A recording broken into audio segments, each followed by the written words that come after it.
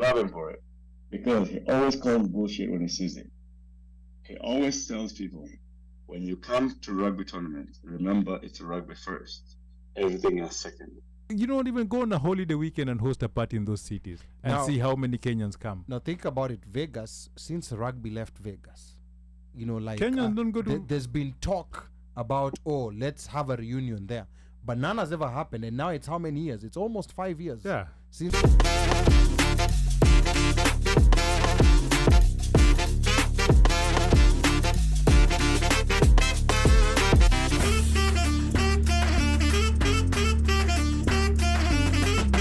For those not familiar with Kenya Exiles and Cape Fear Sevens, Konye, please briefly talk about that. So Kenya Exiles is a rugby club, primarily of Kenyans and friends of Kenyans that has been in the field for many years. Actively in the US since the late 90s, I think. I think if I got up to Misha and Aguirre are the ones who introduced it. Actually, hey, guess who I was talking to? I was talking to a former player, and they were telling about how the Exiles started back in Nairobi, and then how it got exported. So we have a Kenyan Exiles team that we play sevens tournament. We've tried to play multiple sevens tournaments. Previously, we had like 3-4 tournaments that we used to get engaged in. But this year we have a big tournament coming up in June 22nd, 23rd weekend. Sherehe starts on Thursday and it ends on Monday. It's a big tournament. We're trying to raise awareness and trying to find a way that we can bring Kenyans together, especially in a year that we did not have a big rugby tournament this year. That brought a lot of Kenyans together. So we're all trying to go to Wilmington, South Carolina, the weekend North Carolina. Enjoy rugby. North Carolina. Good fun rugby and have them enjoy and some dundas. By the way, let me give a big shout out to Benny Thiongo. Benny is the one who's in ATL right now. Another Nakuru guy. By the way, it's what Nakuru mazao Nakuru wanaorganize vitu Marine, Konye, Benny na Benny. So okay. Benny is the guy who's really like he's sort of taken over the stewardship of Kenyan Exiles and managing and then arranging. And I would be remiss if I don't say Benny Thiongo. Okay, so Cape Fear Sevens. Yes. Is it for those maybe who've never attended it before? Yes. What exactly is it? Is it just Kenyans meeting and playing against each other? No. Is it a full tournament for the sake of those full tournament? Yeah. Please, Konye, by all means. What? So basically, it's a tournament. And actually, it's a qualifier tournament for the Southeast, I believe. A lot of teams from Florida. There is a few teams from Atlanta, Memphis, Charlotte. Mostly in the southeast side. They come for it's a qualifying tournament for as a region to qualify for the bigger tournament that is played later on in the year for the sevens. Again, you may realize that sevens is played only in the summer and mostly in the US. Most clubs usually do 15s all year round, but then in the summertime they take a break. That's when sevens are played. So we have a Kenyan team. We have an A side and a B side. The B side is made out of all retired, like we can say the legends. Are the ones who play. Akina Marine. The legends. Akina Marine. Henda. Wesonga. This Dennis Wesonga over here. Yeah, Benny is on. All the other guys who have who played rugby before and they want to play. But then we have the A class guys who are like actively playing full rugby that play for our A side that is in a competitive side. So there's a social side and then there's a competitive side. We're trying to raise awareness, and also in these dundas we're trying to see if we can entice people. But again, Kenyans are known for their party scenes. If you're able to entice people in a party scene, even people who don't know rugby, they can come for dunda and participate in the field. And again, this creates another big movement that goes down the road to again support the team and support ourselves. Ali, guess what the DJs Cape Fear? I know. There we go. We got a couple no. DJs. I know. Let me make a wild guess. Yes. DJ Shinsky and DJ Sunny Sistuki. Wild guess. Random guess. There you go.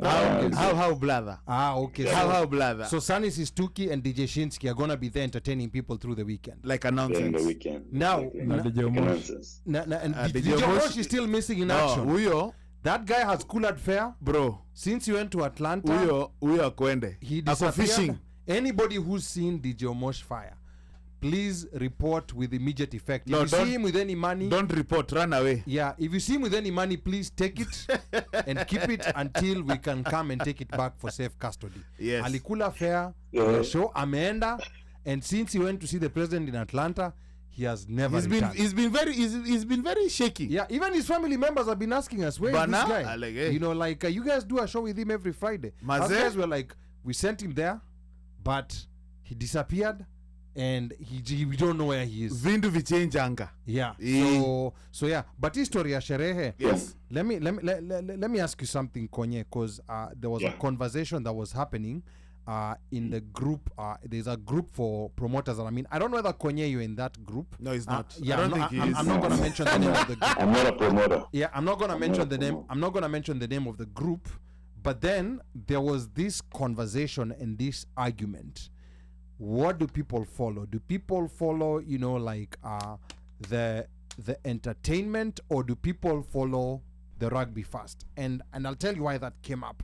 I felt like, for example, like this year, there was no, because that was a theory that was there, that a lot of people go just because of the entertainment.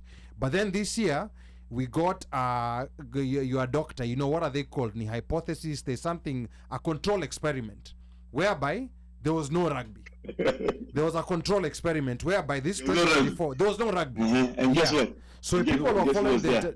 so if people There was are no following, bash. exactly. The promoters were sleeping. No, there were bashes, they just failed. Hakukuwa na customers. So maybe Konye just Hakuwa talk, na wafan. just address that issue, you know, like No. with the rugby, because we've also been trying to get you know, like people who are coming to promote at rugby events to make sure that it's rugby first. Because remember, there were years in Vegas when bashes were being thrown, you know, like day parties, pool parties were being thrown when the games were happening at some Boyd Stadium. So I think this is something that I want you to address. And we got flack for calling them out. Yes, we did get in trouble.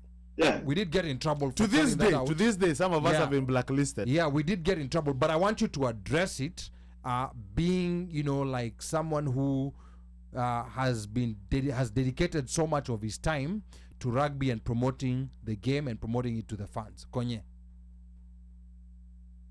So, even Mukwasi gets a lot of slack for this. And I love him for it. Because he always calls bullshit when he sees it. He always tells people, when you come to rugby tournaments, remember it's rugby first. Everything else second. And everybody gives him slack for it. But the truth is, as you say, the hypothesis has been proved correct. Like, especially like this year, we had this tournament in LA, but Kenya was not there. There was not only Kenyans who came to watch the US games. At sijui kuna timu gani ya kutoka wapi. There was nobody coming to knock on their doors telling them to host 3 bashes or 4 bashes. No. They might have had the bashes, but the Kenyan quorum that usually is there was not there. But when we try to express this to them and to tell them that, again, most Kenyans are coming there in the name of rugby, but you get a lot of extra people. Without rugby, you don't get any of those extra people. And I think the consensus is clear now to them that they need to play ball appropriately and realize that our Kenyan rugby boys or girls, they're the ones who bring the party. They're the ones who gather the crowd. The crowd, without these people, there is no bash. And that is clear. It's clear. You know So simple. the one thing that I usually say, and I will not lie, a lot of them don't like me, but I say it as it is. The level of importance that most of these promoters have put into themselves is actually pathetic. Because if you can't be doing these parties in your hometown and then you assume that you're going to another city and you are the one who's pulling people to that bash, to that amount of people, you're lying to yourself. You're not that good.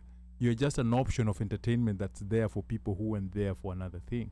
Yes, we will come to the parties and we will celebrate. We will have fun there.